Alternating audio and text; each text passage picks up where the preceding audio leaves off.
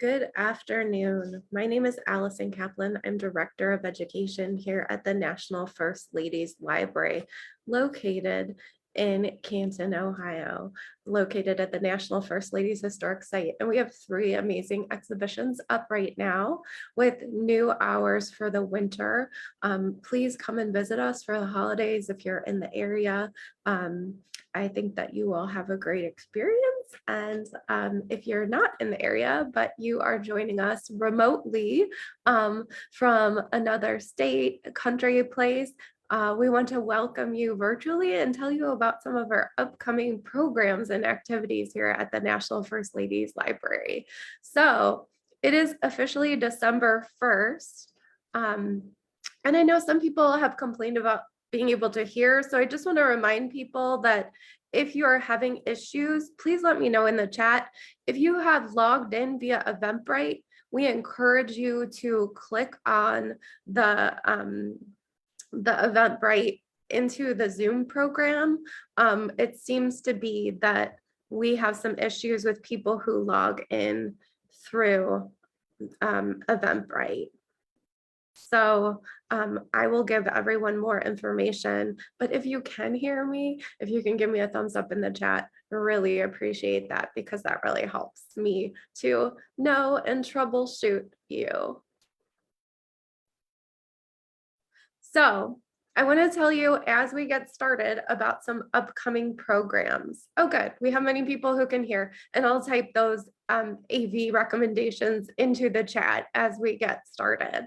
So it's December 1st. It's officially the holiday season. Hanukkah's already happening and Christmas is right around the corner. So we have had a huge reveal of the White House Christmas decor, and the National First Ladies Library is just as excited as you are to break it all down today with author and decor extraordinaire Colleen Burke. But I want to tell you about a few upcoming programs.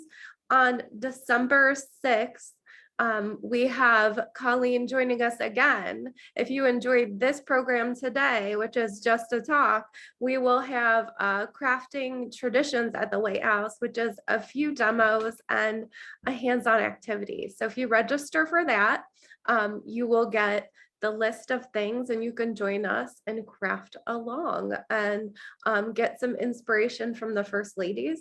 We also have a film discussion group that happens monthly. We screen films, usually in partnership with Stark Library, which is down the street from us. They have their Hoopla system, which allows you to stream online. So we are streaming a film in advance and then we connect up and discuss it. And we will be discussing the film Iris about the fashion designer. I'm super excited about this because this is going to be kind of a double feature for the new year. So it's directed by Albert Maisels, who was the director of Grey Gardens, which has a First Lady connection, right? So the Beals of Grey Gardens are related to Jacqueline Kennedy. So we're super excited to break down those 2 films with you in the coming months. On December 16th, we will be joined by our curator at large, or our curator, Michelle Gullion, who will be looking at Barbara Bush Christmas cards with us. So we're super excited about that. And then on December 20th, we will be wrapping up our holiday gifts as we present Fun with Flotus, our children's program, which is Christmas inspired. So we're very excited about that.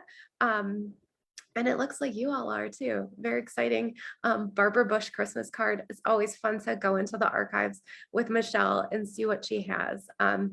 And we will also be joined for our Fun with Flotus children's program by a special guest star, cooking with the First Ladies. So we're going to do a cooking demo too. So it should be really, really fun. I'm excited about that. So without further ado, I want to introduce our speaker today.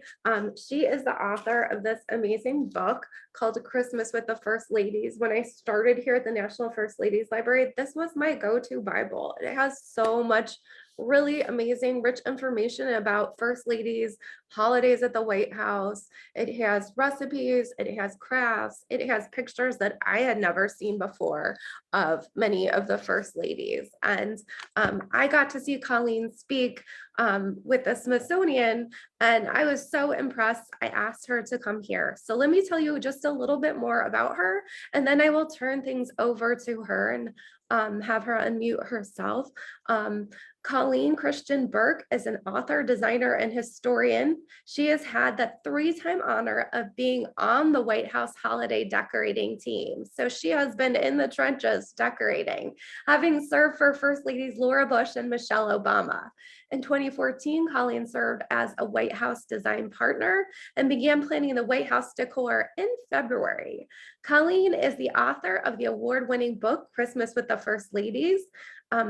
The Coleen Christian Burke Christmas collection featuring ornaments and holiday tableware inspired by the First Ladies as well. And Colleen is the recipient of the coveted Icon Award, the design industry's mark of excellence. Colleen has partnered with such national outlets as Macy's and Bloomingdale's. A lifestyle expert, Colleen has made over 45 national TV appearances, including Good Morning America, the CBS Morning Show, CNN, Fox and Friends, MSNBC, Hallmark, and HGTV. Colleen is considered a foremost White House historian and is a frequent lecturer at the Smithsonian. So I am going to turn things over to Colleen, and let's get her up here on the screen.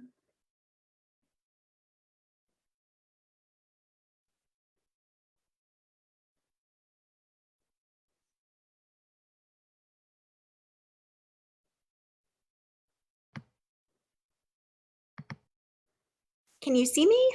I can see you. So we're going to give Colleen a second to share her screen, and we'll turn things over to her. Okay, you can see the screen now? Yes. Awesome. So hi, everybody. I am Coleen Christian Burke, and I am so excited to start the holidays with you.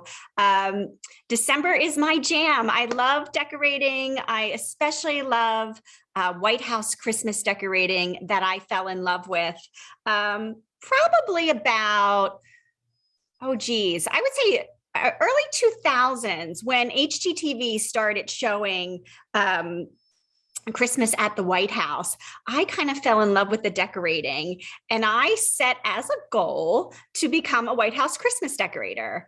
And I actually never really thought it would happen. So let me see if I can't advance my screen. Hold on a second. Let's see what's happening.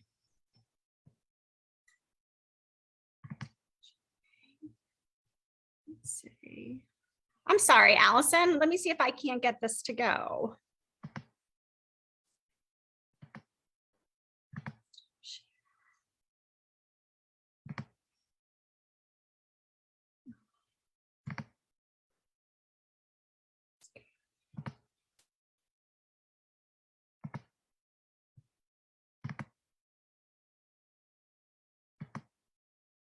There we go. Sorry about that, guys.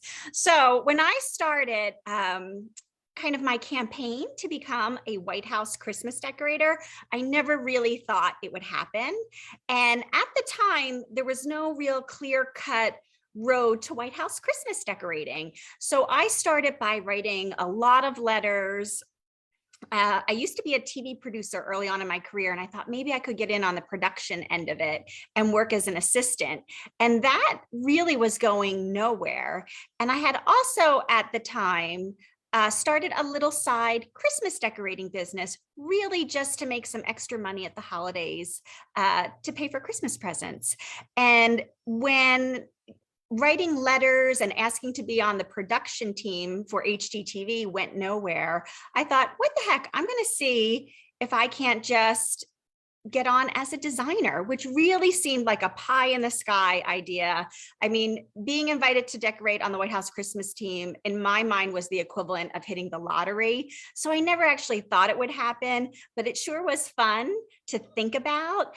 And then lo and behold, one day after many, many letters and phone calls, I actually got a call from the head florist for Mrs. Laura Bush, and she invited me to the White House. So this is a picture of me in the East Room on one of my very first days of duty.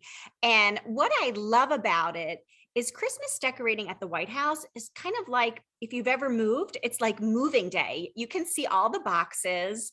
You can see the grand, beautiful chandeliers. You can see how big the tree is in the background, but it's really a workspace. And what a magnificent way to get to understand and be in the White House. So I have a couple of pictures of when I actually was volunteering.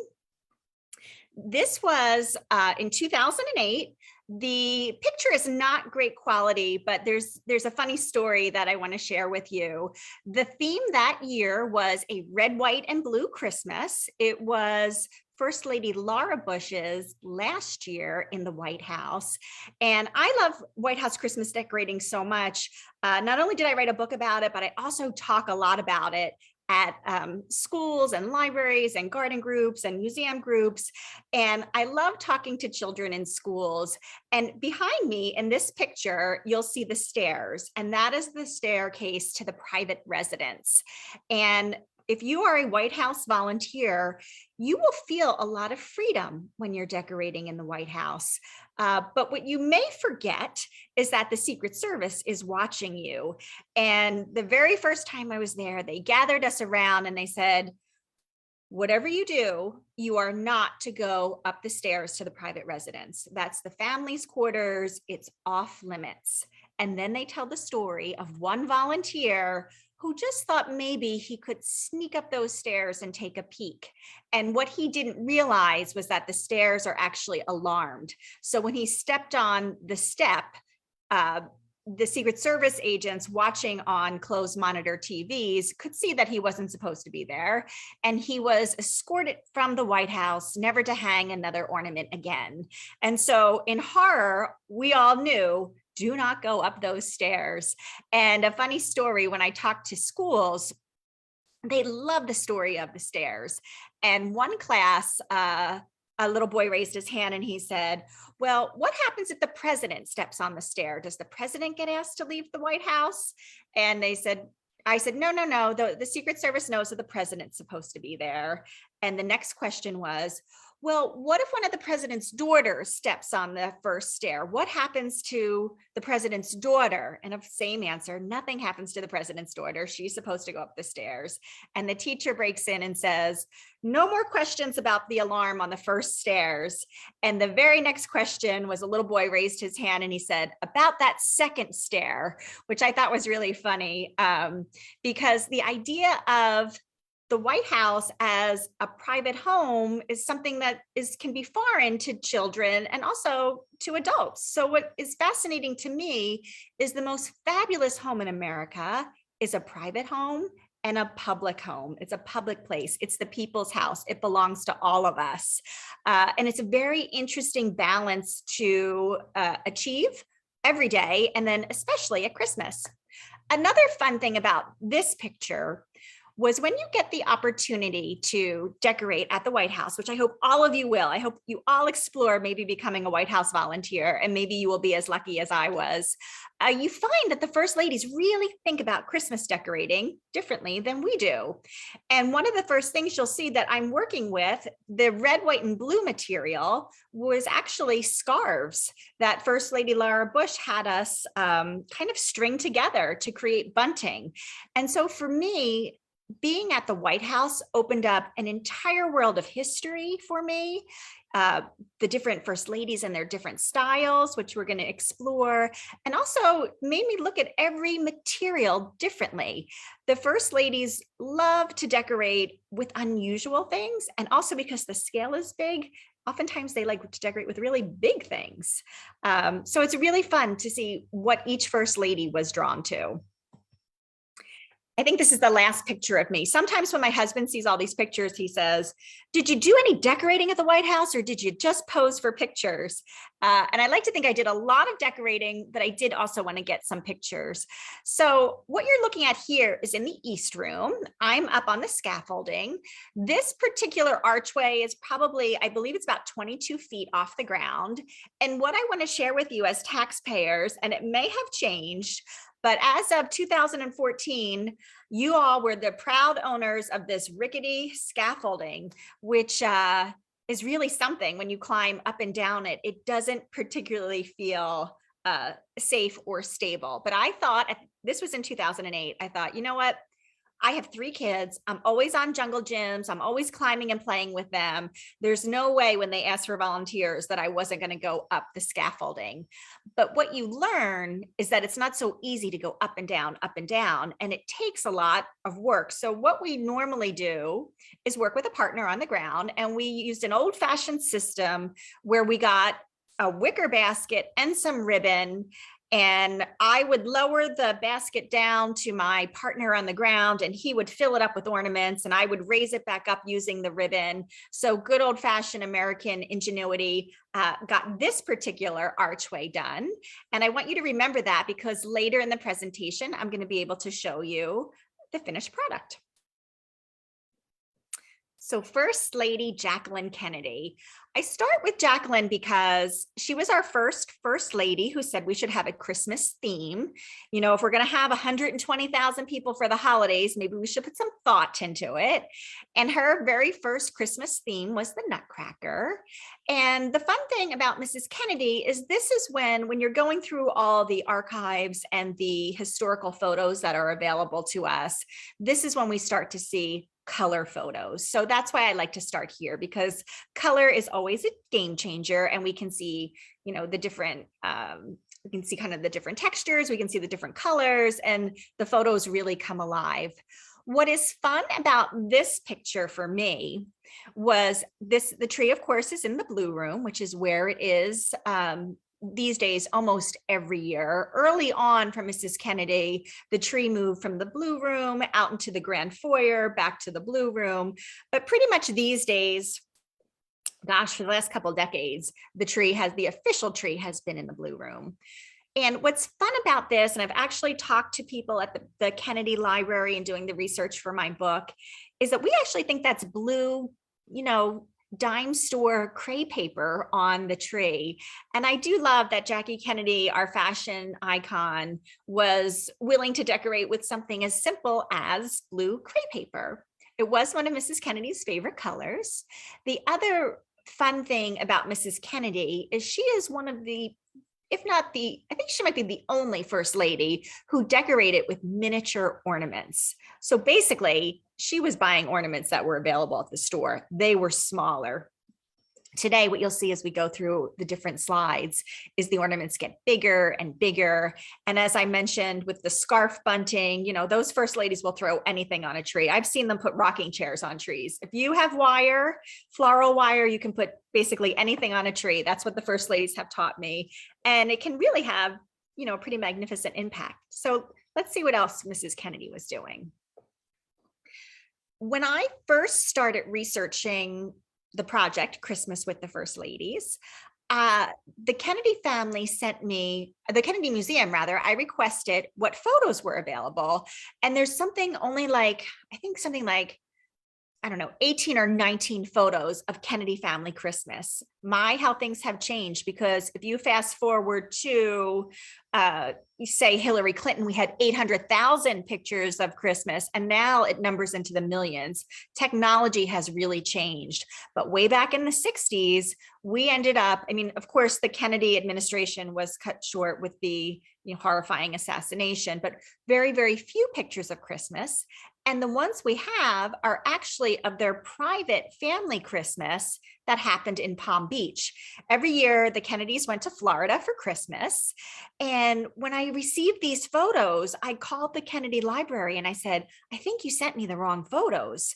I mean, these look like they're private family photos. And the librarian shared with me that, yes, they are the private family photos, but the family donated them to our nation. So what we're going to see throughout this presentation is what I like to think of as our nation's Christmas album. My husband often jokes, he's like, you organize the Christmas photos for the nation. When are you going to organize our family photos? But I'm working on it. I'm getting to that. So these photos are really, really special. You will see a young John on his mother's lap, and you will see Caroline dressed up as an angel. And I would say, I'm not sure those stockings are hung with care, but it certainly seems to capture for me a lot of love and just a lot of joy. Same Christmas, we have President Kennedy handing young John his stocking. The little girl in the picture was a family friend. So Mrs. Kennedy set the tone for the nation. She said, we need to have a thoughtful and curated Christmas. And what totally cracks me up is this kind of haphazard Christmas tree that the Kennedy family threw together. And I like to think that the president had a lot to do with that tree and not Mrs. Kennedy, but I'm sure they all hung a few ornaments there. The stockings you see are the Kennedy family stockings that were made for them by a family friend. And each of the stockings are embroidered with a different scene or, something special to the actual family member. And I also love to point at this picture and warn everyone not to let your husbands or boyfriends ever look at this picture, because they will take one look at President Kennedy with those white thick socks and loafers and think that they can get away with wearing that, which I do not encourage. Same scene, just to give you again, a really rare glimpse into a presidential family sharing Christmas. So you may ask yourself, who is taking these pictures? At the time President Kennedy was elected, his father chose to pay the salary for a full-time photographer. This position later became the White House photographer, of which there are several who will follow our president and his or her, maybe in a future family. And what I learned in all of my research is we have these private family photos of their private moments, and they were taken by presidential photographers who were paid by the taxpayers. So we all own these pictures. What does change, I believe it's something like 8 years. The family can donate the pictures at any time they like. Normally for privacy, I believe it's 8 years before the photos become available to the public, 8 years once they leave office. So as we get closer to modern times, especially like with the Trumps, obviously with the Bidens, the pictures that are released of the private family have been released specifically by the president and his wife with their consent. Once that I believe 8-year period lapses, again, the pictures become available to all of us. So when I was researching these pictures, I was having the best time because I never ever knew what I was going to get. They just weren't organized. They're much more organized now, but they are very, very special glimpses in time. One little thing, I hope you guys can see it. I know it's there because I studied and studied and studied this photograph. To the left of President Kennedy, who is in, the iconic rocking chair, you will see Mrs. Kennedy. She is still wearing that great red jumpsuit. And what you can't see is that she is, well, you may be able to see, I will tell you, and trust me, she's actually smoking a cigarette. And again, just a nod to a different time, because I don't think we'd ever see, a first lady smoking today. And again, she wasn't smoking in public. This was their private Christmas morning. A fun fact about Jackie Kennedy, she had a tradition. Every Christmas morning in Florida, she made sure that they went out on the boat, and she actually went, I think they call it jet skiing, like the skis that are on the water, which I just thought was a hilarious Christmas tradition. Certainly something I never, ever thought to do. Bringing us to the Johnsons, I always knew, obviously, that President Kennedy was assassinated at the end of November. What I never thought about until I started working on Christmas Was the First Ladies was seeing history through the lens of Christmas. How do you decorate? How do you celebrate in the aftermath of an assassination? This Mrs. Johnson had the White House draped in black funeral bunting, which you can see over the doorway there. Again, a nod to a simpler time. We believe this was simple plastic bunting, not even fabric. Mrs. Johnson wore black mourning clothes all throughout December. The White House was not decorated until on Christmas Eve. Mrs. Johnson made a very conscious decision to end the period of mourning and to celebrate Christmas. She did this by taking off her black clothing. She put on a red Christmas suit, and those that worked in the White House simply went out on the lawn of the grounds and they clipped some greens and they brought them inside, and they very simply decorated that Christmas with greens and candles. And I believe it was, very, very fitting and the right choice. But to think that a first lady was grappling with that as part of her responsibility to the nation is just a very, I said interesting, but just, that's part of the role of first lady. And I think she handled it very gracefully. They had many, many other Christmases after that first somber Christmas. And this is actually taken in the Johnson family home. And Mrs. Johnson used to love to say that Christmas was just a time of madness and everything always came down to the last minute. And interestingly, if you look on her desk, she has a Christmas cocktail there. And I myself would really, really love to have that outfit because I think she looks spectacular.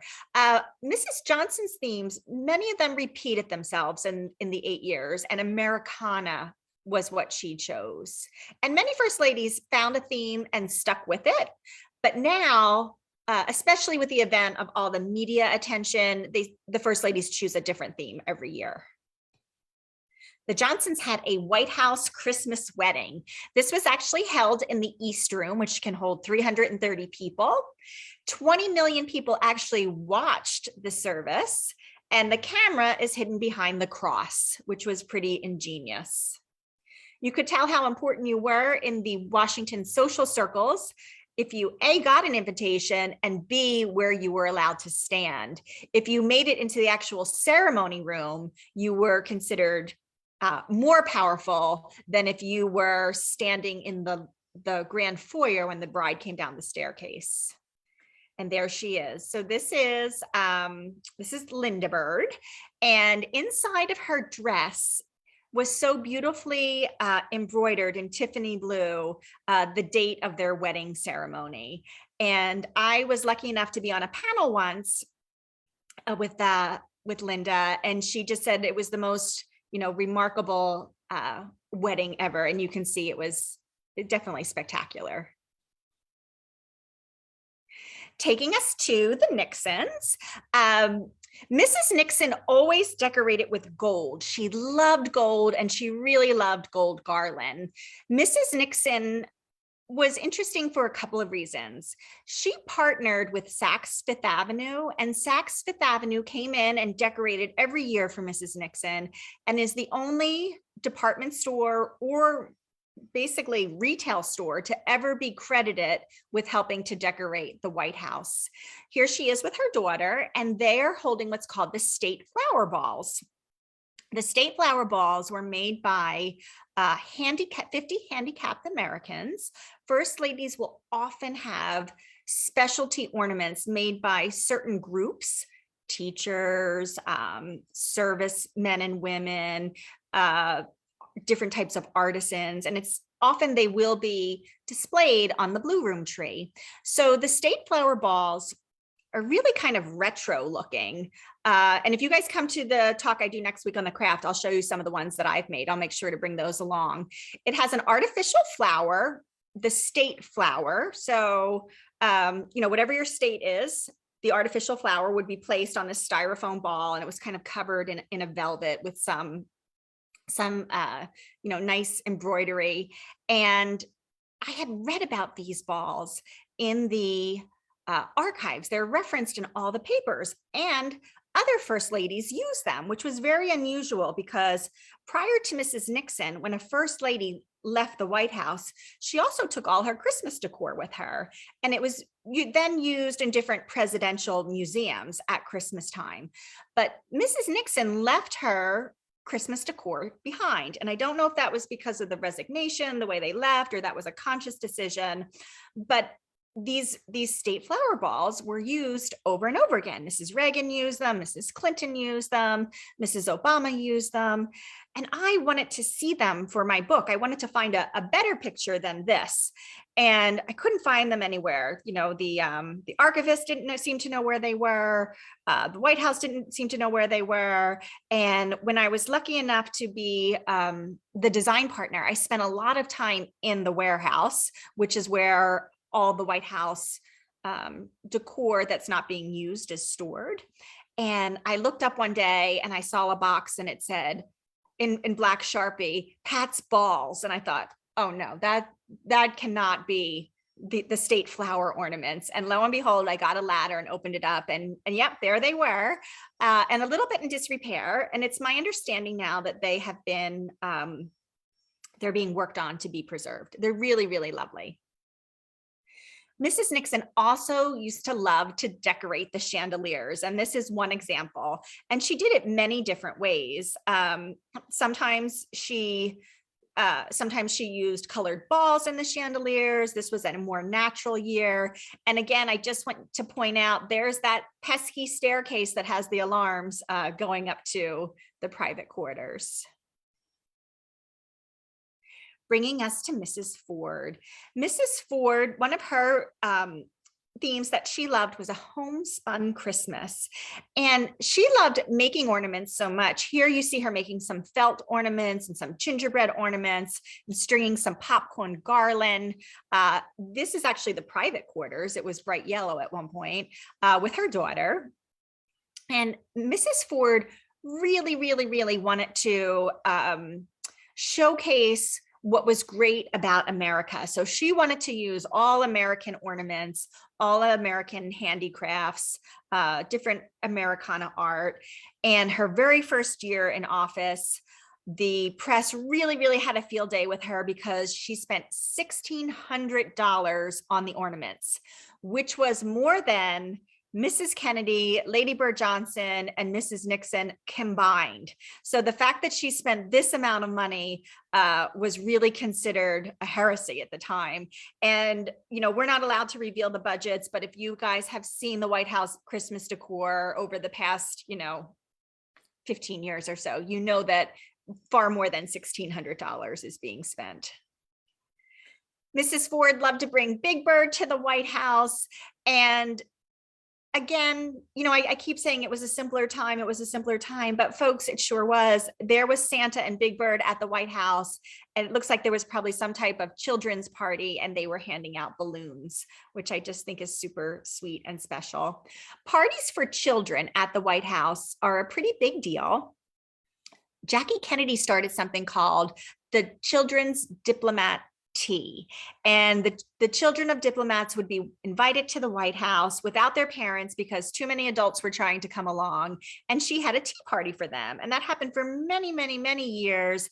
And I believe it was Mrs. Obama who finally broke with that tradition, and she began kicking off the holiday season with a party for the children of active service members in the military.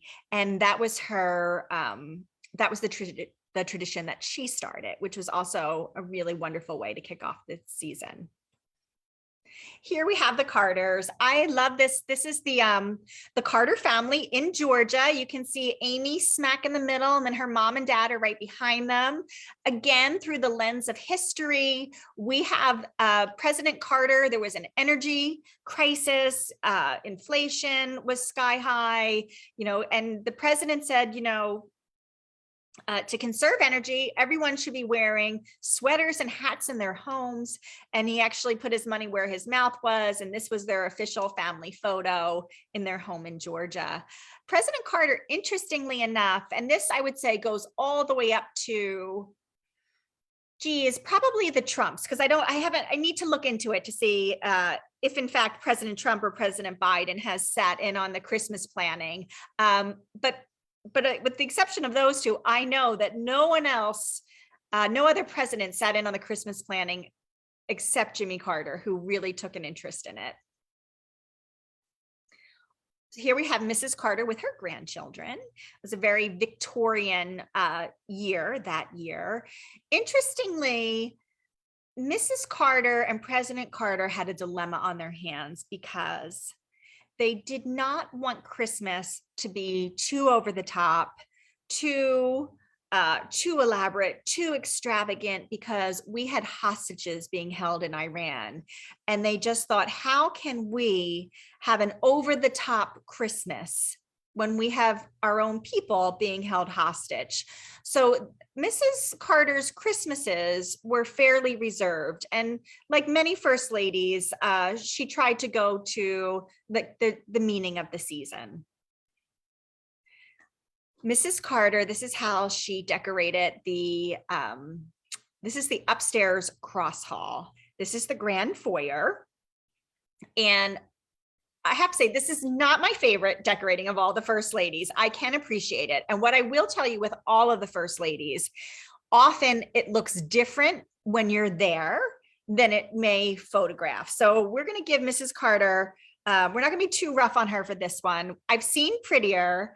I love trying to bring nature in, and just remember, she was trying to decorate with restraint because of the situation with the hostages. The president and first lady, every year, they take these funny pictures in front. I think they're funny pictures in front of the official Christmas tree, and everybody has them. We call them the two shot. And this, of course, is President Reagan and Mrs. Reagan. Mrs. Reagan, with her experience in Hollywood, brought a whole new level of attention, glitz, glamour to the White House. Those hostages that we spoke of, they were released as soon as President Reagan took office. So the Reagans did not have that same weight of the hostages weighing in on their Christmas decorating. And Mrs. Reagan really had a lot of fun with decorating. What I love here is that our first lady is wearing her Christmas shoes. And basically, I don't know if it was the first lady herself, but someone every year would glue red pom-poms onto a pair of black, shiny patent leather shoes. And I do a lot of Christmas crafting, around the first ladies. And one year I thought, what the heck, I'm going to glue some pom-poms on my shoes. And I will share with you that if you glue some, inexpensive pom-poms to your shoes, you cannot help but be in the Christmas spirit. And if it's fashionable enough for a first lady like Nancy Reagan, I think we can all pull it off. Here we have Mrs. Reagan in the East Room. Let's see, a couple of things about this tree. The red ornament that's towards the bottom of the screen is one of the state flower balls. So just to give you another kind of glimpse of what they look like. And there's actually a couple hanging on the tree. If you want to play Eagle Eye Detective, you can probably find them. Mrs. Reagan loved to decorate with gold, and she loved snowflakes. Nancy Reagan had the program of Just Say No to Drugs, and she really put her money where her mouth was because she went to young people who were part of a drug rehabilitation program outside of Washington, D.C., and she tasked them with making all of the snowflakes for the White House Christmas decor that year. And then she brought them in and she had them be in charge of the decorating. So she didn't use, official experienced designers. She went right to the American people, and she went right to this very specific group of people who were struggling to overcome drug addiction. And I've seen them, I've read the transcripts in the archives where some of these folks were interviewed, and they said it meant so much to them that the first lady of our country had faith enough in them to decorate the most important home in America, that it then gave them faith in themselves. And every year for the 8 years, the program was called, I believe it was First Genesis. These folks, they decorated for the first lady, and they really did an amazing job. They are in, I think this is the blue room here. So let's talk about the blue room tree for a little bit. I said it was the official tree. This might be, I think this is the blue room. I can't tell from this picture, but in the blue room, the tree is 18 feet tall. When the tree comes in, the chandelier that normally hangs there has to come out. All the furniture is moved out. in the East Room, we also have some really, really big trees. The East Room, as I mentioned, holds 330 people. When President Nixon was in office, he would actually have Christmas Mass there every Sunday in December and fill the room with people to celebrate Mass for the holiday season. And in the East Room, the 4 big trees are 15 feet tall. So those are the biggest trees in the house. Mrs. Reagan loved to have celebrities come every year to the White House. And one year, Mr. T came. The A-Team was the TV show that was all the rage. And Mr. T came to the White House. And the funny thing is he actually brought some Mr. T dolls with him that he gave out to the children who were there that day. Mrs. Reagan, her theme almost every year was an old-fashioned Christmas for children. And one year it was an old-fashioned Christmas with teddy bears. And this is another angle of the same staircase that we talked about from the very beginning, going upstairs to the private area. Mrs. Reagan said that Christmas was for children, and she reminded us that we were all children at heart, and she encouraged everyone to partake in the festivities. Here we have Mrs. Bush. Mrs. Bush had some of my favorite Christmas decorations. One year, she decided to have a needlepoint Christmas. Everything that was in the Christmas decor was indeed needlepointed. And it was inspired by, I believe it was a garden group or a church group that she belonged to that gifted her a manger, a creche, complete with all of the different pieces were needlepoint. And that gave her the idea to have a needlepoint Christmas. And I remember speaking to some of the women who worked on the needlepoint decorations, and they said it was the hardest year of White House Christmas decorating, that their fingers were literally bleeding because there was so much needle pointing to be done. And there were only so many people who could needlepoint. And they got it done, and it was beautiful, but no one else has taken on a needlepoint Christmas since that time. This is the cross hall. So remember when I was giving Mrs. Carter a hard time for her cross hall when she just had the plants there? I think maybe the reason I'm so harsh on her is because then I saw what Barbara Bush did here in the same room, and this is truly magnificent. This style was started by Nancy Reagan, and you will see it's been repeated time and time again. And in my opinion, and I've seen this in person, this is the most phenomenal way that the White House can be decorated. And I think it's perfection. So if I were in charge every year, I would do this every year, because the way the white lights sparkle off of the floor, and it's really, really majestic, and just this idea of a wintry wonderland.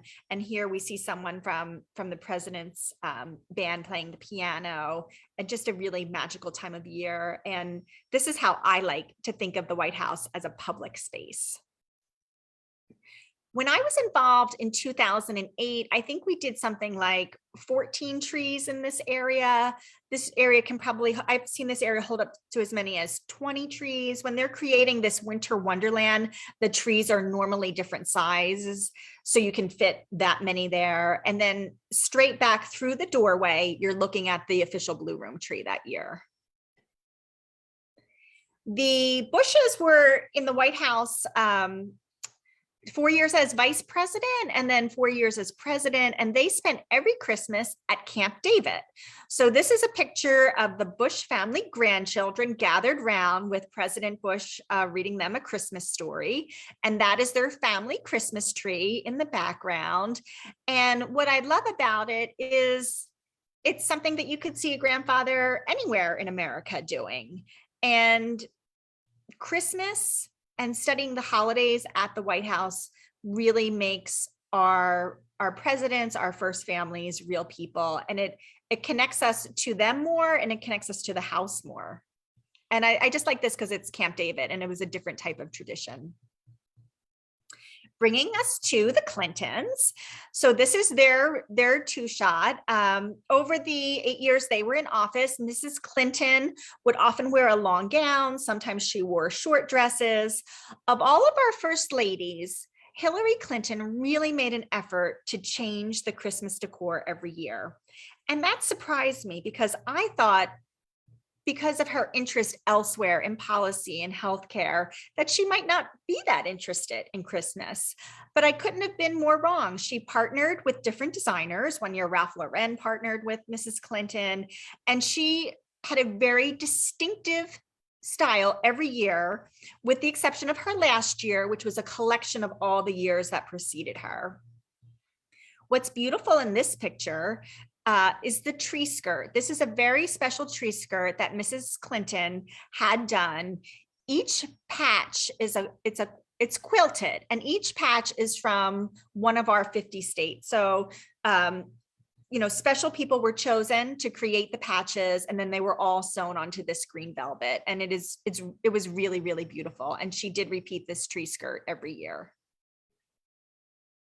Upstairs and their family tree, this is one of the Clintons' private collection of ornaments. And this is actually a picture that was taken the day that they brought Chelsea home from the hospital. And that was a cherished ornament that hung on the tree. There's another funny picture, I don't think I have it here, of President Clinton up in the private residence, and he is opening a present, and the present he's opening was a sweatshirt.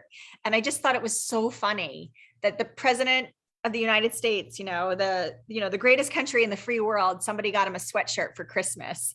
And it just made me think, we're all kind of the same when it comes down to the presents we get and the way that we celebrate. The other thing about Mrs. Clinton, I tried to give her a hard rap and say maybe she wouldn't be interested in the decorating. I was wrong. She was interested in the decorating. And also they have a very sweet family tradition where they bake cookies on Christmas Eve. They would always bake chocolate chip cookies.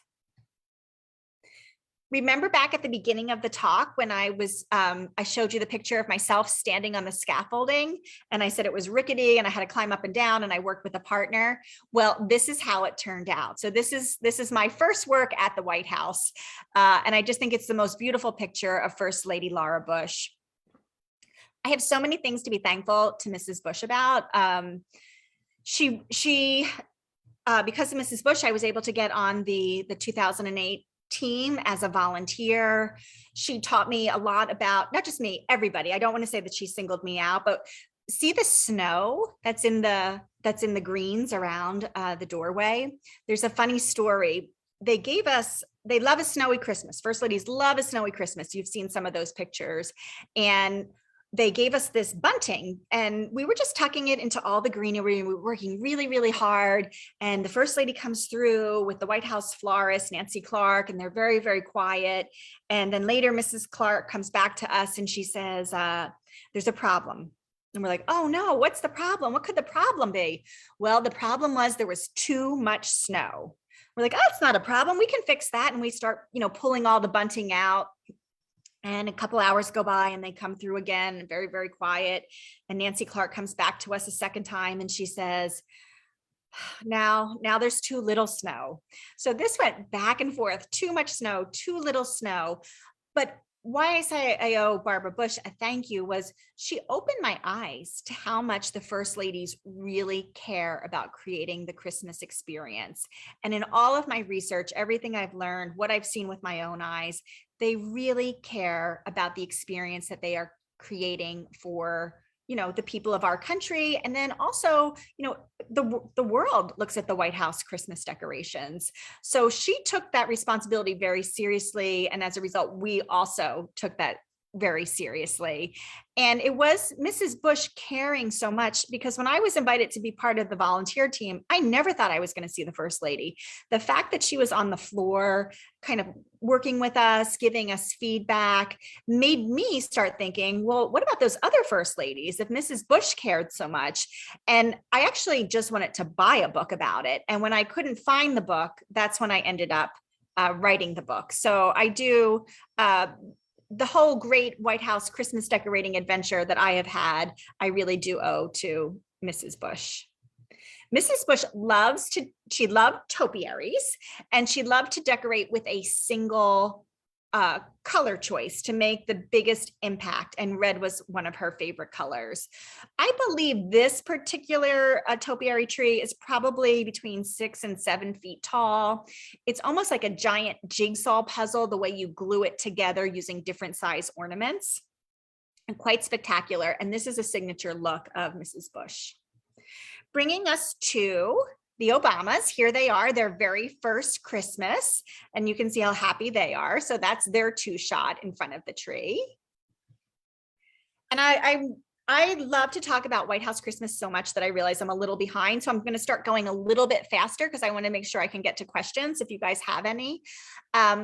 But one of the ways that the Obamas decorated was they celebrated their dogs, Sunny and Bo, and they became a big part of the decorations and also a big part of what was happening in the White House pastry shop. So here are some Sunny and Bo cookies. And that is their blue room tree. I think this particular tree celebrated all the different, there was a state ball from all of the different states on this tree as well. This is bringing us to Mrs. Trump. I'm actually going to play this video. Remember when I was telling you guys about photos, what rights we have? What the Trump administration provided to us with some video.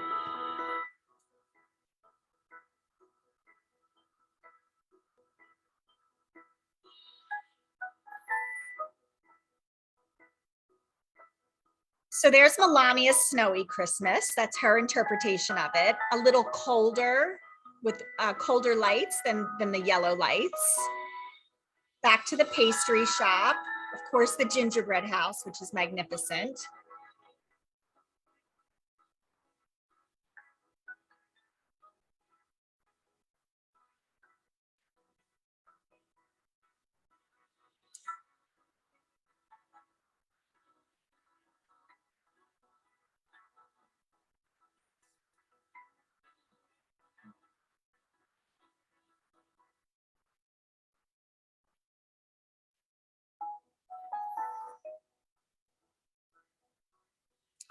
Now, I love every First Lady. I love all of their decor. I will tell you, the decor often looks breathtaking, you know, in the pictures, and then in person even more so. I did want to point out, we did see a creche in that little video clip. Mrs. Kennedy had a creche in her decor, but it was on loan from, I believe her creche was loaned to her from Tiffany's. And then it was Mrs. Nixon who said, we should have a creche every year. And during the Nixon administration, a beautiful creche was donated from a family in New Jersey. And it's actually considered an antiquity. It's, you know, several hundred years old from Italy. And you will see that creche time and time again. I think we have one more video. So American Treasures was another theme that Mrs. Trump used. Again, all of the many, many trees. And of course, we all remember these red trees that were so controversial, the red topiaries.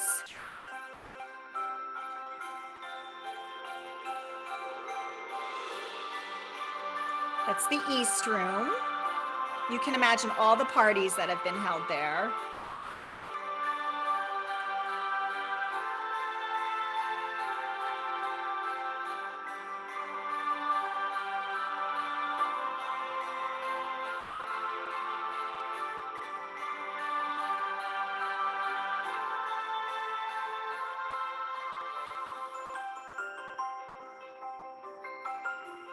There she goes up those steps. So two things I want to point out about that video. The first, you may have caught, it went by really quickly. There was a wreath made out of pencils, and they had the words "Be Best" on it. So oftentimes the First Ladies, in addition to their theme, they will have in the decor something that is important to them. So "Be Best" was one of Mrs. Trump's initiatives. But what I want to point out was that the wreath was made of pencils. So while the White House is spectacular in its decor, and you and I are never going to have 50 trees in our home, we do have the ability to make a wreath out of pencils. So one of the things I'll be talking about next week is First Ladies crafts and how they are meant to be accessible to everyone in America. Aspirational, yes, like we'll see a beautiful way. Maybe we haven't thought about something before, but we'll be able to duplicate it ourselves. So the first ladies, going back to Mrs. Ford, you know, she got a bum rap because she spent $1,600 on the decorations. Mrs. Trump took a lot of heat for those red cranberry topiary trees. And what I want to share with you is our first ladies do put a lot of thought into, you know, that we start thinking about the decorations in February and March. I mean, it's a really long, complicated process with many moving parts. And Mrs. Trump's trees were an ode to the cranberry tree, which is something that Betty Ford started. Betty Ford loved the colonial cranberry tree decoration, which she felt harkened back to our roots as colonists. So every year, Mrs. Ford had a cranberry tree in the red room. The first ladies loved that tradition so much that the cranberry tree stayed in the red room pretty much just like this. I actually made this one for many, many years until Mrs. Obama said, let's not do a cranberry tree, let's do a cranberry mantle, which was also spectacular. This was very controversial in White House Christmas decorating circles because we love the cranberry tree. But the cranberry mantle, I will tell you, was really, really beautiful. And then Mrs. Trump brought back the small cranberry tree. But then, like I said, those first ladies like to think big. She filled the whole downstairs hallway with the larger than life red cranberry trees. And they unfortunately were not very popular with the American press. So now, Mrs. Biden, I'm sure you guys have seen the new decorations that were just released. The theme this year is Gifts from the Heart, which I absolutely love. So this is the downstairs cross hall or crosswalk. This is the way you enter the White House. All of Mrs. Biden's decorations, a lot of it are within the context of the pandemic and what became important to us in the pandemic: family, community, service. These are the words that she is trying to bring to life in her decor. And I will tell you, this might not look Christmassy to you. And oftentimes you will see the first ladies decorating with colors that are not traditional. In 2014, when I was the design partner with part of the design partner team with Mrs. Obama, you know, we used purples and browns. And in fact, when one room we were working on a train theme, we even brought black ornaments in. So the first ladies try to strike a balance, well, their own signature look, but also some of them like to think a little bit outside the box. So I think these colors are outside the box, but definitely fun and a celebration. And they are supposed to be a tribute to our first responders, some of the blues that we're seeing. And you do see the doves throughout this room. Also, when you're walking downstairs, this is a long standing tradition. There is a Gold Star military tree. This is a tree for honoring those who have given their lives in service to our military. This tree is normally decorated by family members who have lost their loved ones. And I tell you, we all get caught up in the commercialism, we get caught up in feeling stressed. But when you've had the opportunity to be in the presence of a family who's hanging an ornament on a tree in honor of their loved one who gave their lives for our country, it gives you chills. And the magnitude of that sacrifice and kind of like what our country really is about and stands for and who we are as Americans comes to life, and it puts the whole holiday season in perspective. So that is the Gold Star tree. So this is Mrs. Biden's cross hall. So to me, I haven't seen it in person. She's using the white snow, which I love. They're using a projector, which I think in person would probably be really phenomenal. So I'm going to try to get there and see those decorations, and maybe you guys can too. You do have to get, if you want to go and see the White House decorations, you do normally have to get the tickets through your congressional office. And it looks to me that she has fewer trees this year, but it's still that same snowy signature style. Here we have the blue room tree. The blue room tree is about peace and unity, and you can see the doves all over the tree. And again, this tree is massive. It's massive in height, and it's massive in, circumference as you walk around it. This might be my favorite of all of Mrs. Biden's decorations. This is the state dining room. Historically, the state dining room was where the first family took their meals when they weren't eating upstairs in the private quarters. And it is celebrating family. And I just love the stockings hung by the chimney with care. I think that's really just a really fun, homey touch. Here we have Mrs. Biden's gingerbread house.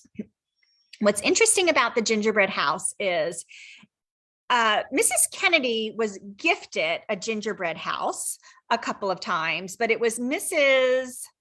Nixon who made the gingerbread house part of the White House Christmas tradition. And it has really changed over the years. And I'm going to quick show you guys some pictures. But this particular gingerbread house, you can see it does have electricity in it. The buildings around it, again, are a nod to the pandemic. So these buildings represent different service men and women who really became heroes during the pandemic. So I know we have, I believe we have a police station, we have a grocery store, but this particular location on this particular table is where the gingerbread house has been for many decades. And in fact, once the gingerbread house is in place, when the White House is open for public tours, 2 Marines will stand guard over the gingerbread house to make sure that no one helps themselves to a little gingerbread snack. So let's quick take a look. There's the table. Mrs. Nixon started with a very simple A-frame gingerbread house, which is how it remained for many, many years until, oh, here we have Amy Carter looking at the gingerbread house. The gingerbread house remained the tiny A-framed structure until pretty much Mrs. Reagan said, can we please put jelly beans on the gingerbread house for Ronnie? And that kind of opened up a whole new world of creativity for the pastry chefs. I like to say it was the gingerbread, Pandora's box, but all with good outcome, because you can just see how creative they got with the gingerbread houses over the years. This is one from Mrs. Bush. So you can see it started as a tiny A-frame house. Now the gingerbread house, there's architectural plans drawn. They start working on that in August. It's anywhere from 350 to 400 pounds. They assemble it downstairs. And when the gingerbread house moves from the lower level to the state dining room, I tell you, I've been there when it happened, and it feels like all the oxygen goes out of the White House because everyone is just so nervous that it won't make it there in one piece.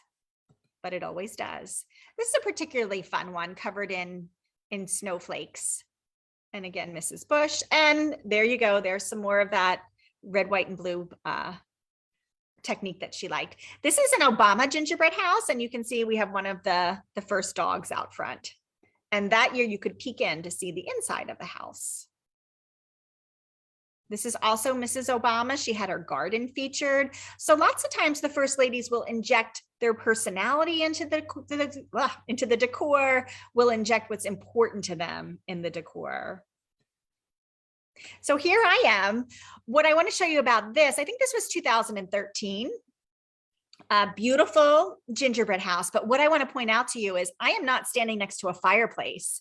This is actually all made of pastry and cookies. And it was quite spectacular. The year I was design partner, it was a really stressful and amazingly fun, humbling job opportunity. But at the end, I was really, really excited. And that is one of the trees when we finished in the East Room.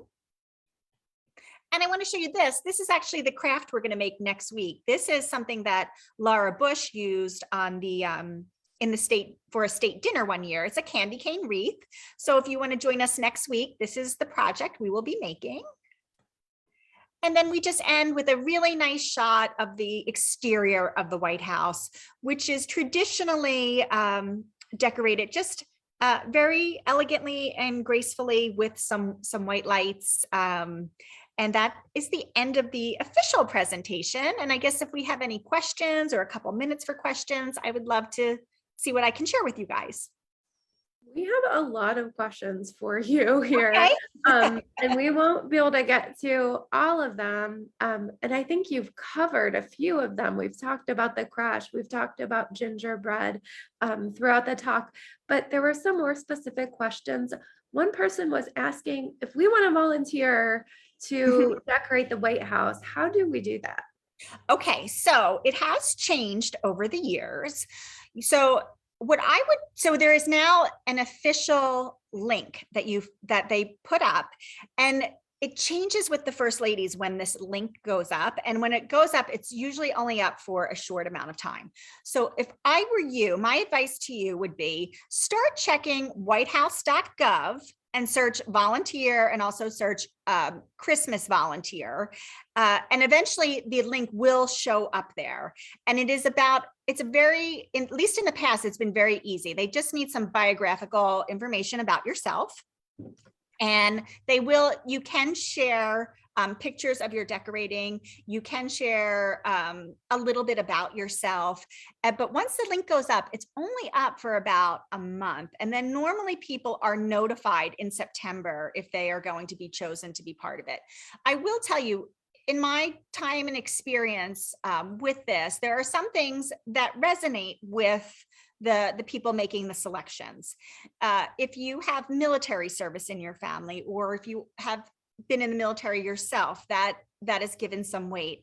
They love people who have done a lot of community service. They love teachers. They want to see people who are kind of giving to our community. The interesting thing is you don't have to be a professional designer or a florist. If you are, that is helpful, but it doesn't have to be. And usually the percentage of people who are professional decorators is pretty small. And I would also say, just don't give up. If at first not chosen, it doesn't hurt you just to resubmit year after year. We have a lot of questions about your own personal contributions as a designer at the White House. What was your most favorite contribution or aspect of the years that you worked on White House decorating? I guess so. When I was working with Mrs. Obama as a design partner, I made a lot of the decor myself. And Mrs. Obama had, she had this idea that she loved to recycle and reuse and repurpose. And I also love that. So one of the things we took inspiration from was Mrs. Barbara Bush. One year her Christmas was a Christmas of literacy, and she took actual books and she tied bows around them and they hung them on the trees, storybooks. And Mrs. Obama wanted to also use books, but in a different way. And we came up with the idea of having a book that opened with like a pop-up art. And so I kind of figured out how we would troubleshoot this and how we would make them. And then when you are a volunteer, you don't go right to the White House. That's not how it works. You go to the warehouse first, and there's crafting that happens at the warehouse. So I was able to share with my team how to make these books that opened up to see the scene come alive. And I really love that. I loved another thing Mrs. Obama wanted to do was she had the idea for the state dining room, the idea of train travel and travel. And I came up with this idea. We called them wintry snow suitcases. And we spray painted these suitcases and we glittered them, and they're all white and they're covered in glitter and they look beautiful. But what I loved was the summer before, I was basically going out around my town to different yard sales, buying up these different, beat up, shabby suitcases that I knew were going to the White House, that we're going to get this, go on this fabulous trip. And it was just kind of fun because the driveways I was walking down, they didn't realize, where the suitcases were going to end up, but they ended up in the state dining room. But one really amazing thing was just having the opportunity to look for other people who were crafters and artisans and help profile what they do. And lots of times it's children too, bring their vision of Christmas to the White House. And that was really fulfilling as well. One of the questions I thought was really interesting, we know that the blue room, the large tree is real, but are Yes. all of the trees in the White House real? Yes, they are all real. I will share with you that two presidents were allergic, President Reagan and President Clinton. And for those two presidents, in the West Wing, there were not real trees in their office, but the rest of the trees are real. And both of them had the same sentiment. Like they would, for the sake of the American people, they would put up with some sniffles and some coughing, for December so that others could enjoy the decorations. There's a really great question in the chat. What did you learn from decorating the White House that will help us in our own homes? What are there any takeaway recommendations you have for us? So I have some very practical tips that I will quick throw out, but also, so the first ladies have a theme, right? And I think obviously that helps unify everything. And I don't think that we need to have a theme in our house, but sometimes I do think it's helpful with all the hustle and bustle of the holiday to have a word. And so in my family, like we will pick a word. We'll pick like family or joy, and we'll try to keep that word like in the front of our December experience so we don't get caught up in all the insanity. But you still get caught up in the insanity, but it does help ground you. But specifically what the first ladies taught me is you should always decorate with an apron around your waist. And what should you have in your apron? You need to have some scissors in your apron. You need to have some floral wire in your apron. One thing that I work with all the time that I just find so helpful is candle wax, because sometimes you just you need an ornament to stay a specific place, or you're trying to get something to stay and you'll place it and it'll slide off and it just won't stay. But if you have a little bit of candle wax, you can just almost use that as an adhesive and it will hold whatever you're doing in place. I find that to be a lifesaver. The other thing, floral wire is a must. The first ladies never use the hooks that come on ornaments because they don't want any of those to fall off. And lots of the first ladies ornaments are heavier, if it is a storybook or if it is a tiny rocking chair. So we use floral wire basically for everything. It is your go-to. And also I learned, you can be looking at a live tree and you'll have a gigantic hole right where you don't want a hole. You can use your floral wire to kind of pull your branches together and you can create the shape of your tree that way. And then one final thing, and this was something that I introduced to the White House because I saw like a kind of a calamity. The first ladies use a lot of everything.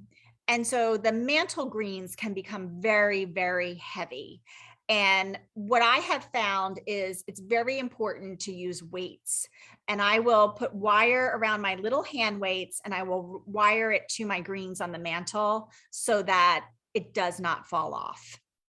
And so that's just a very practical thing. If you want to make your greens on your mantle really heavy with a lot of ornaments, or even hang your stockings and you have a lot in your stocking, if you use hand weights with floral wire, you can secure everything safely.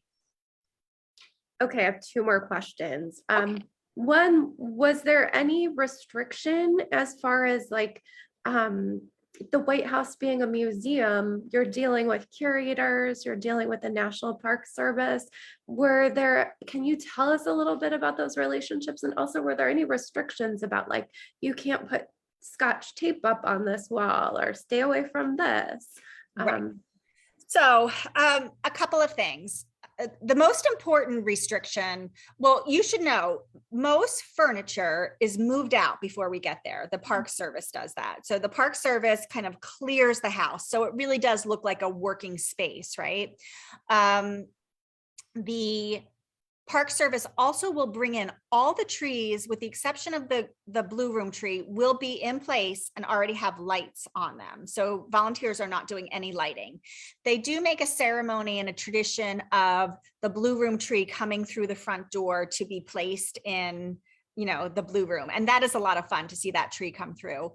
The most important thing that you are not allowed near is the creche. So that when they are setting up the creche, because it is so old and it is a national treasure, the curator sets that up all with, the white gloves, and that's all cordoned off. When I was there, only certain people were allowed to use glue guns, so that they were responsible for them, so that we knew exactly, where hot glue was going on. You're always looking to protect the floors. But for the most part, everyone that is there is very respectful of the space, but the space has kind of been stripped down of the different things that you could touch or hurt, meaning like the furniture or any of the regular decor. I will share with you, the volunteers are normally invited back for a holiday party, and it's really fun to go back and then see the White House with all the furniture in it. But when you're a volunteer, when you're working as a volunteer, you can touch anything that you worked on, right? As the head decorator, if I saw something, or the design partner, that's what they call you, the design partner. As the design partner, if I saw something that I thought was like wilting, or maybe a certain bow on a tree, like all of a sudden was lopsided, I could fix it during the days that we were there decorating. But when I came back to the party, you are not allowed to touch anything. It's done. It's hands off. Your time is over. Okay, so here's the last question, and I think I've heard you address it before, but we're in a different situation and we're a little closer now. Can you talk about what you think the decorating of the White House will be like if a man were to take on the job of first spouse? So I do love this question, and actually I have talked about it before. And when Hillary Clinton was running, I think I was definitely obsessing over what Bill's decor would be, because the whole thing is just so interesting to me. Like, is a man going to take on the same responsibility as a first lady? He really should. I mean, that is the historical precedent. I just think that would be something that would be kind of, that would definitely be history in the making, to see how that happens and what might happen.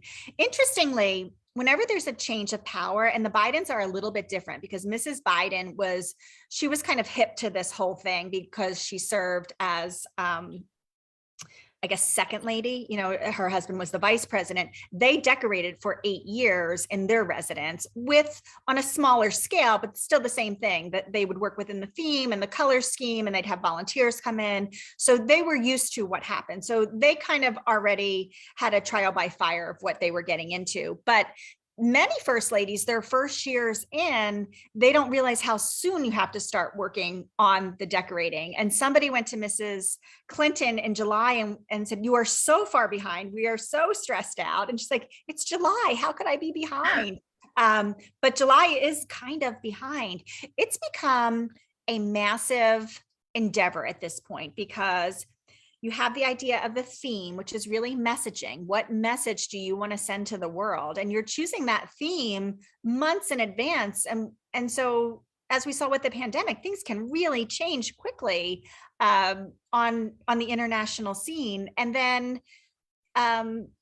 there's just a lot of coordinating. When I was there with Mrs. Obama, we had 57 trees, and some of them were in the same rooms and part of a cohesive design of that room, but many of them are different. So there's lots of plans and lots of color schemes that you're looking at. And one of the things that we always did, and this is what a first man would have to think about if he wanted to do it to the same level of excellence that our first ladies have, is what is your theme?